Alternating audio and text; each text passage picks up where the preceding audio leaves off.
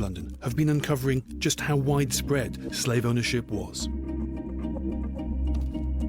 We were surprised by how many, quote, ordinary Britons owned enslaved people. It's not just London, it's not just Bristol, it's Scotland, it's Northumberland, it's everywhere that there are slave owners. And we were astonished at the numbers of women slave owners that there were. Mary Kingston, Margaret Power, Elizabeth Basanta. The historians have been finding other, more unexpected slave owners hiding within the records. At first glance, Richard Godson's claim for £5,018 doesn't seem particularly unusual. Until you learn that Richard Godson was an abolitionist MP. In 1832, he had claimed to scorn the idea of having property in his fellow subjects. This record is for John Stewart. He was awarded over £25,000. It turns out that he himself was of mixed race, the descendant of a slave mother.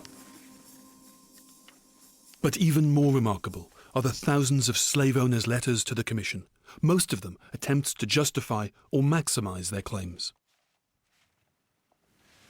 These are the letters of a woman called Dorothy Little, who was a widow living in Clifton, which is the posh part of Bristol, and who in the 1830s was in her 70s. Dorothy had inherited 14 slaves from her husband, who died 3 decades earlier, and they lived in Jamaica.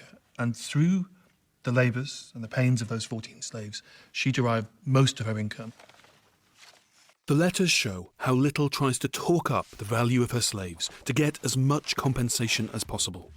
To the commissioners of the West India Compensation Committee. Gentlemen, I have no relation or friend now in the island whom I can flatter myself will feel any great interest in my welfare.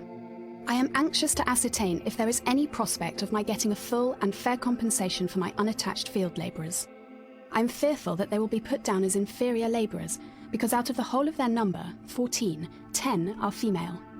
But from that very circumstance, they have been more valuable to me than if they had been strong men, for they have more than doubled their original number, and of course, doubled my income. So she started out with 7 slaves who reproduced, and she now has 14. So she disagrees with the valuation principle that strong field labourers, men, are valued more than women. Her story is one of many of people who've become trapped to some extent in the economics of slavery, but also they've got trapped in their minds in thinking about slavery and thinking about themselves and the slaves as existing on different moral planes. Dorothy, honestly, from her letters, believes, or at least implies, that she is the victim.